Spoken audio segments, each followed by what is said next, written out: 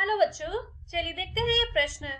सिद्ध कीजिए कि समाकलन 0 से pi x square cos x बटा 1 प्लस साइन एक्स का स्क्वायर dx बराबर होगा पाई गुना 2 माइनस पाई के। इस प्रश्न को करने के लिए हम इसकी मुख्य अवधारणा देख लेते हैं। देखिए, यदि हमारे पास कोई फलन fx है जिसका हमें समाकलन करना है 0 से a तक, तो निश्चित समाकलन के गुणधर्मों द्वारा आप इसे बराबर लिख सकते हैं समाकलन 0 से a f a minus x के।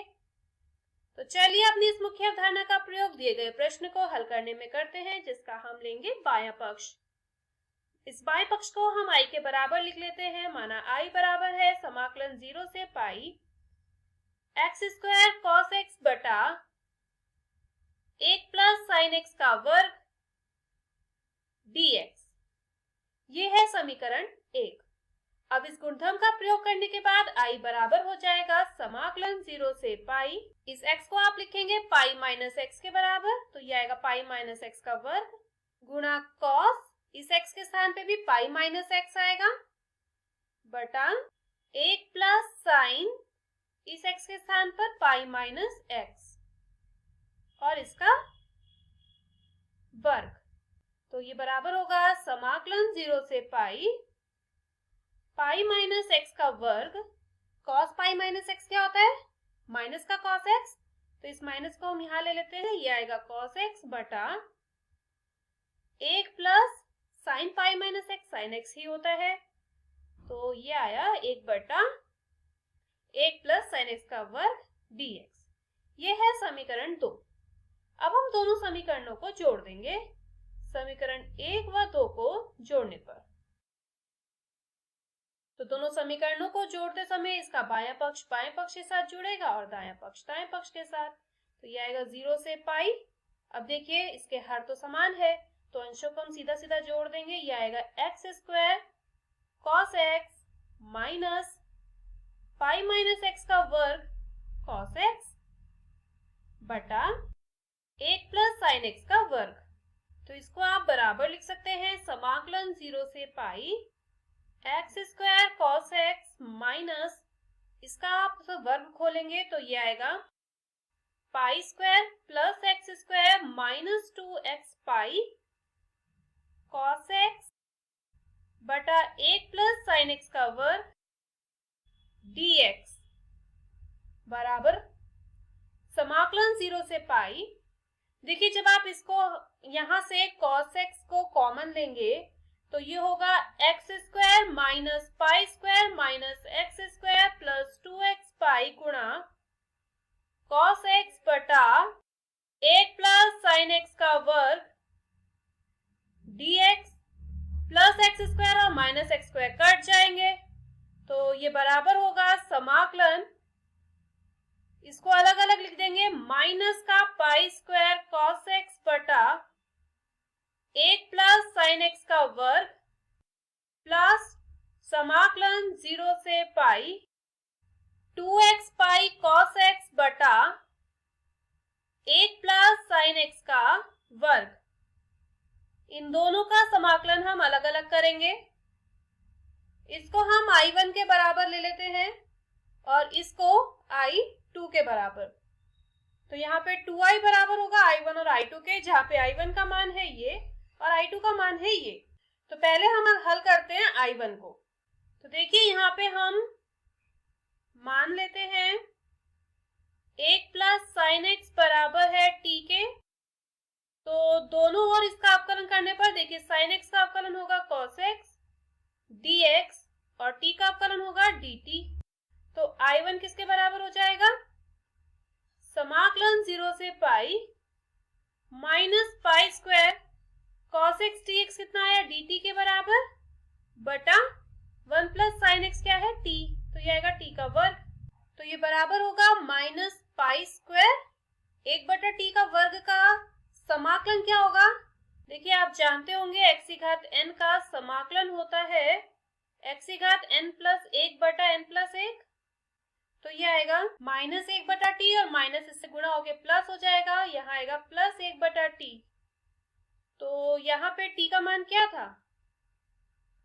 t आपने लिया था 1 प्लस साइन एक्स को, तो ये आएगा 1 बटा 1 प्लस साइन एक्स। और यहाँ पे हम इसकी सीमाएं रख देंगे 0 से पाई।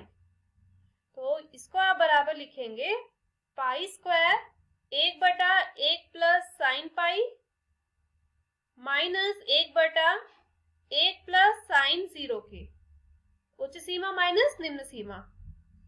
तो ये आएगा पाई स्क्वायर गुणा 1/1 प्लस साइन पाई का मान हो गया 0 माइनस 1/1 प्लस साइन 0 का मान हो गया 0। ठीक है, तो ये पूरा होगा 1 और ये पूरा होगा 1। 1 माइनस 1 0 के बराबर होता है, तो यहाँ से I1 का मान बराबर आया 0 के। ठीक है, अब हम करते हैं I2 को हल।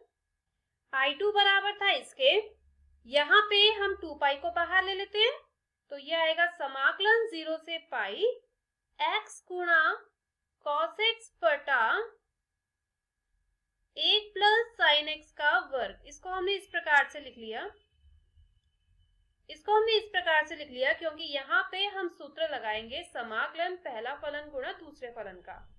ठीक है, पहला फलन होगा x और दूसरा फलन होगा cos x बटा 1 प्लस साइन x का वर्ग। यहाँ पे हमने आइलेट के रूल का प्रयोग किया है, जहाँ पे a मतलब बीजगणितीय फलन पहला फलन होगा, ट्रिग्नोमेट्रिक फलन मतलब त्रिकोणमितीय फलन दूसरा फलन होगा। ठीक है, तो ये बराबर लिखा जा सकता है 2 पाई गुणा पहला फलन गुणा दूसरे फलन का समाकलन माइनस पहले का अवकलन जो कि 1 आएगा गुणा दूसरे का समाकलन cos x बटा 1 प्लस साइन x का वर्ग और इस पूरे का दोबारा से समाकलन।